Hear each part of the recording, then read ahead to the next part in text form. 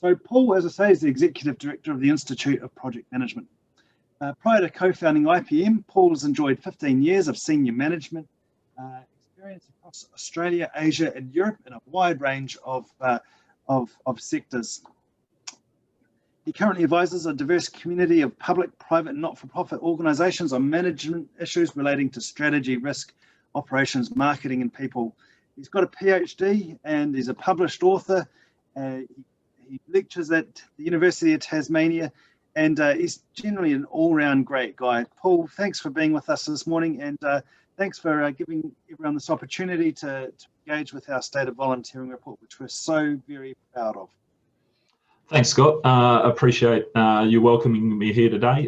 Thanks, Anthony, for his introduction as well. But also thank you very much to Uncle Bill for his kind words welcoming us here today and insight into the challenges of country. So yeah, let's get into the report. I'll speak for about 10 minutes or so here now and really open it up for as many questions as you want to ask from the floor for about 15 minutes or so after that as well. So the report, we did a random survey of the Victorian residents. There was about 1,006 respondents we got. And that means that gives us a high degree of confidence in the findings. So if we ran this survey 20 more times, we'd expect that 19 times we'd get the results we got here today. So there's a high degree of confidence in the findings there. We also did a survey of volunteering involving organisations, and by that we mean any organisation, whether private, public, not-for-profit, just general community-based organisation, involves volunteers in the delivery of their services. Now, during the survey period, which was in May this year, which was the initial COVID lockdown, it was challenging to get respondents from volunteer involving organisations at that time, but we did get over 300 full and valid responses, which was awesome, and we were able to do a fair bit with that data as well. So volunteering by the numbers. In 2019, which we're going to refer to as a typical volunteering year, well, first up, the big highlight, in that year, we found the value of volunteering to the state to be $58.1 billion. So nearly $60 billion of value is created by volunteers in an average typical volunteering year. So a little bit more detail behind those numbers. So about 2.3 million Victorians volunteered their time in one form or another. That includes both formal organisational based volunteering and just general informal community volunteering. That's 42.1% of the population, which is a very significant figure. And those people, those 2.3 million people, donated about 500 million hours of their time to the community, which is just an amazing, fantastic result. Now, to give you a bit of an insight into how we arrived at that $58.1 billion, it's broken down into, Dom, could you flick the next slide, sorry?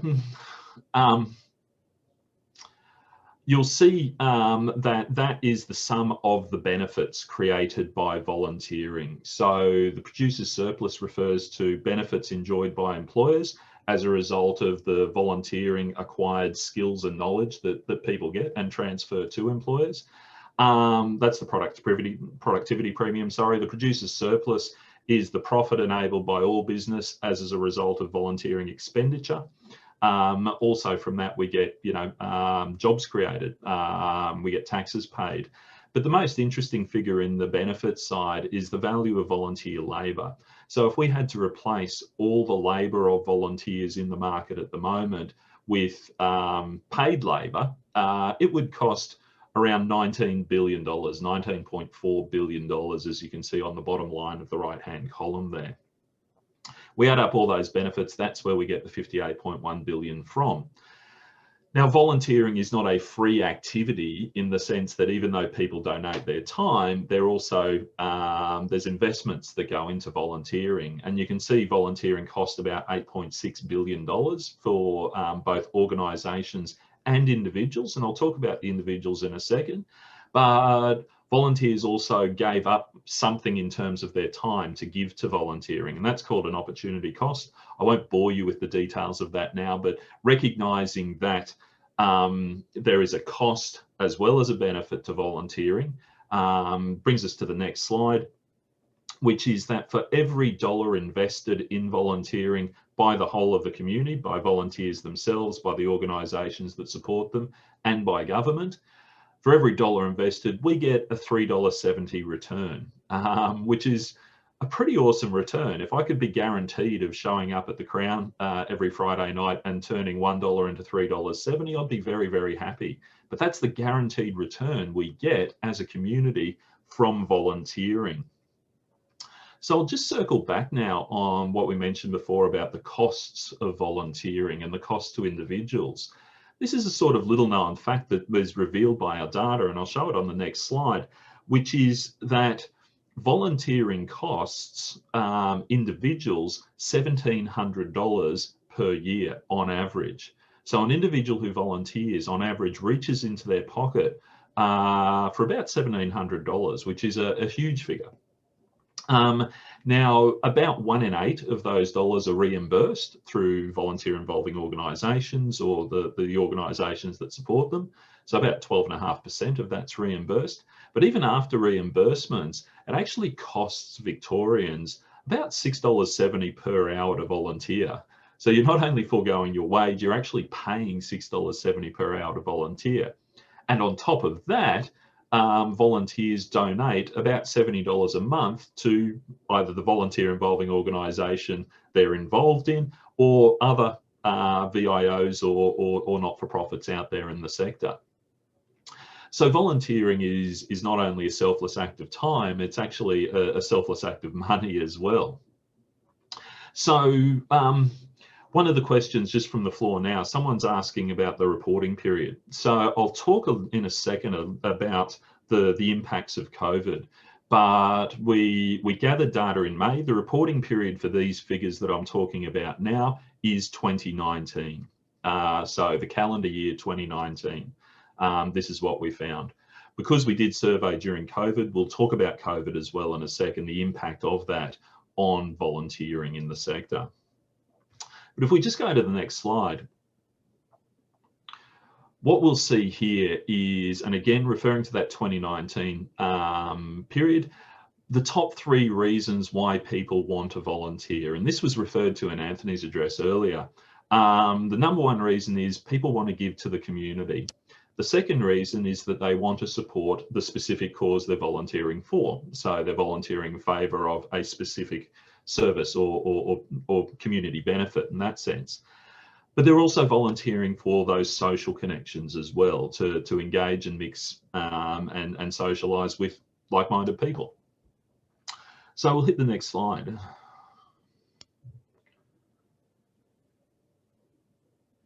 So we see here, we ask the question of people who volunteer and people who don't volunteer, what are your barriers to volunteering?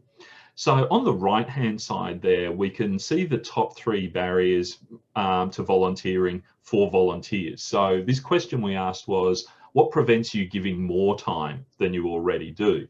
And they spoke of having, you know, a finite amount of time available to them and their work and family commitments.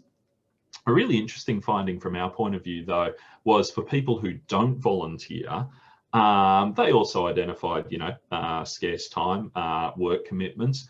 But they also pointed out that they'd never been asked, which is interesting. And it points to, I think, of all the different marketing activities we do to promote volunteering, perhaps one of the most powerful way to engage people who don't volunteer is through word of mouth, is through direct contact in the community. So they may be supportive of causes and interested in the benefits of volunteering, but they just haven't been asked the right way, perhaps. So if we go to the next slide, we'll talk about COVID. So in 2019, all groups said that the reason they don't volunteer or that they don't volunteer more is limited time. during that May period of COVID, the main barrier to volunteering was concern about their health and the risks to health of volunteering. And perhaps that's, understandable, given that, the high level of social connection that people expect out of their volunteering or depend on from their volunteering as well. So when we take a little bit of a deeper dive into what happened during COVID-19 and the impact the first shutdown had on volunteering, we found the number of people volunteering fell off a cliff. So whereas we had 2.3 million Victorians volunteering, that number dropped by over half to 1.1 million people continued their volunteering during COVID. And of the people who were still volunteering, they significantly reduced their hours as well. So we found that the net impact was that the number of hours being donated in the community during the month of May was about 2/3 less than we'd seen previously, or what we'd have expected of in the month of May normally. So volunteering really dropped by 2/3 during that period. And that placed significant stress on organisations. So if we have a look at the next slide, we can see the impact of that. So whereas the top 3 issues for organisations during 2019, during business as usual type volunteering, were things like volunteer recruitment, funding and grants, and the resources necessary to implement best practice, what we found was during COVID, organisations were primarily worried about their sustainability. How are we going to survive as an organisation given the massive deficit in volunteers that we have here? And that was their biggest concern. And the obviously related concerns were, how can we attract volunteers either to our organisation or back to our organisation, but also where's the money coming from as well? So funding, grants and sponsorships, because that market as well, the funding, sponsorship, philanthropic market, also dried up significantly at the same time. So those were the big challenges that organisations faced in that initial period, and you can assume are the challenges that continue today. Next slide.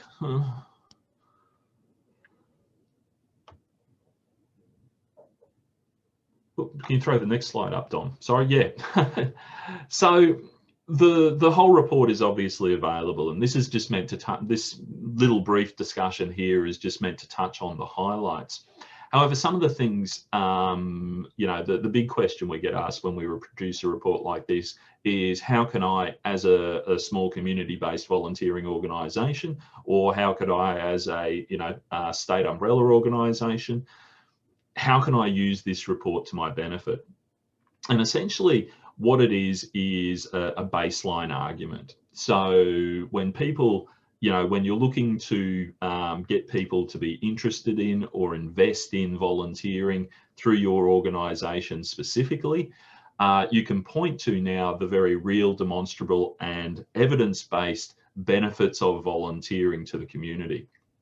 And this works whether you're applying for grant funding, whether you're applying for sponsorship from a small community-based organisation, or when you're trying to attract people to volunteer with you in the first place. And the report goes into a fair bit of detail around the different dimensions of that. The other thing that the report has revealed for us is there's still so much more to learn and discover. And that's largely, and where the panel will talk about shortly is, what we do know and where we can go with this information in the future. But I'm going to throw it open now to anyone who'd like to ask questions of the group. Hopefully, they're coming through now, and I'm only seeing a filtered version as well. I can't see all your questions as they're going through in real time, but they are being passed through to me. So really happy to answer any questions that come out there, if you want to throw them to us.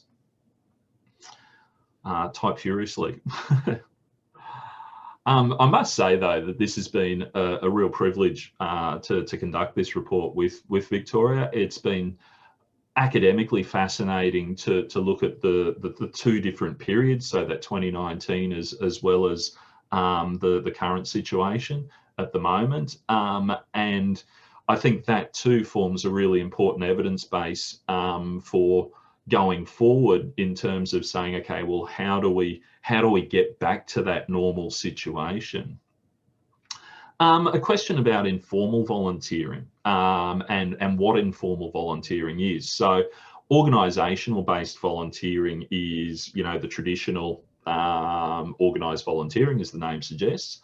What we found is about 15.6% of volunteers only gave their time informally. So they were still volunteering in the community, but they weren't doing it with a VIO, a volunteering involving organisation.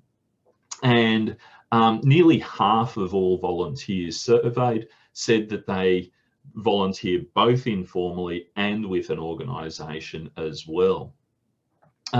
So that was an interesting finding. And for those of you familiar with ABS data on volunteering, Australian Bureau of Statistics of Data Volunteering, you may notice that our figures show a much higher rate of volunteering. And this is a question that's commonly asked as well. And one of the things within that is that one of the reasons we can explain that is we ask the questions in a lot more detail about volunteering. So we challenge people to think in more detail about what volunteering is and how they might participate in it, and then ask them the questions about the volume of volunteering they do. So that gave us a lot more detailed data, and then when you ask a better question, you get a better response, and that's probably why we're distinctly different from and much higher than the reported levels of volunteering that the ABS gives, which is usually typically around 30%. So in terms of, you know, as Scott mentioned at the start, we've done this report in other states as well. So we've done it in Tasmania, we've done it in WA, and we're actually just about to kick off data collection, doing it for Volunteering Queensland as well. So one of the things that stood out for us in terms of how volunteering in Victoria compares to other states is the cost of volunteering to individuals. So that $1,700 figure was quite high compared to other states. People were asked to pay a lot more, but that's also reflective, we feel, of the cost of living in Victoria, certainly compared to somewhere like Tasmania. But it does point to, and I won't say this definitively, but it does suggest that a barrier to volunteering may actually be the individual cost. So that was something we found. The other thing we found too is that people value their volunteering from a productivity point of view. So when we talk about the productivity of volunteering, I mentioned the productivity premium, which I mentioned before. People acquire knowledge, skills, experience through volunteering, which they can then take back to their employer, they can then take back to their workforce and to their day job, if you like, and apply those knowledge and skills. So, you know, for example, someone might be working as a project administrator in a construction company, but on the weekends they're organising projects for their volunteering community and participating in projects there. So those skills are very transferable and go back to the workplace. We found that people in Victoria typically value those knowledge and skills much higher than they do in other states as well, perhaps reflecting the cost of investment that they make in them as well. So yeah, that was volunteering might be more expensive, but it's much more valued by the participants, certainly from that productivity point of view, than it is in other states. So are there any other questions coming out from the group as well? One of the things, another question we've got here was, what was the split of regional versus metro people surveyed? One of the things we found is that there actually weren't statistically significant differences in volunteering participation between regional and metro Victorians, which came as a bit of a surprise to us. When we talk about statistically significant, the differences must reach a certain threshold before we can say with a high degree of confidence that yes, there is a difference. So one group volunteers more than the other.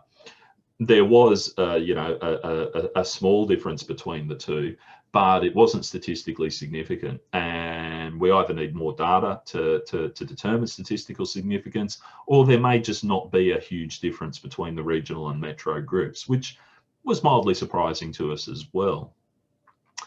Now, another question here.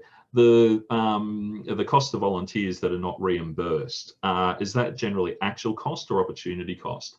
That's actual cost. So that's dollars out of pocket when we're talking about $1,700. So that's direct. So they reach into their pockets and swipe their cards or pay cash over the counter to the tune of $1,700 on average per year. Now, again, without getting too statistical here, that's a very high standard deviation on that. So some people are paying, you know, multiple thousands, some people are paying very little, but on average, it's about $1,700.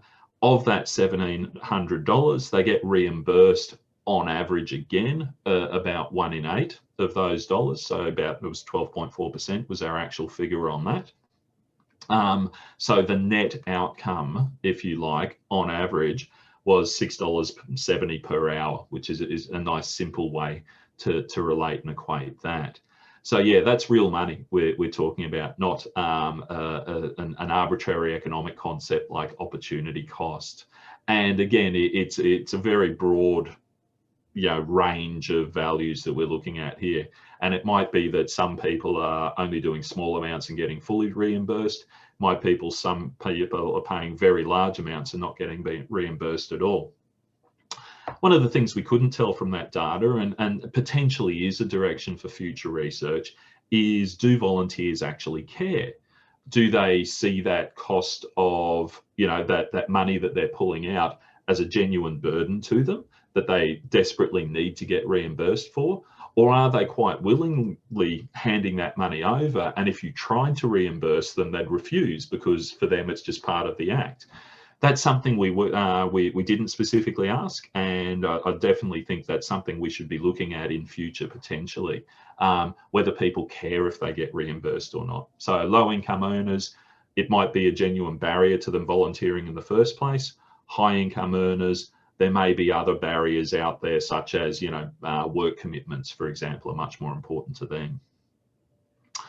So we did ask a lot of questions along, so a question's been asked here.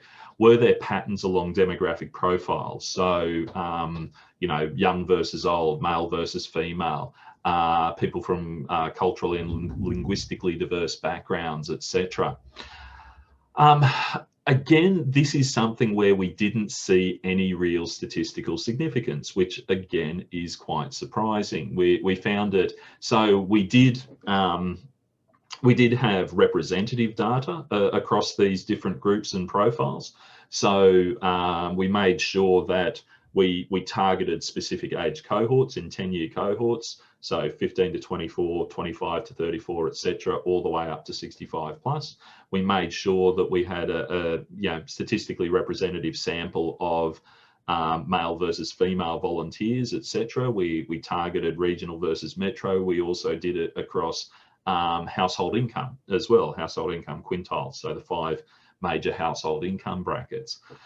And again, which was quite surprising, no real statistical significance coming out of this. So we can't say at this point that, you know, old people volunteer more than young people. Now they volunteer in different ways, absolutely. But again, no real statistical significance in that.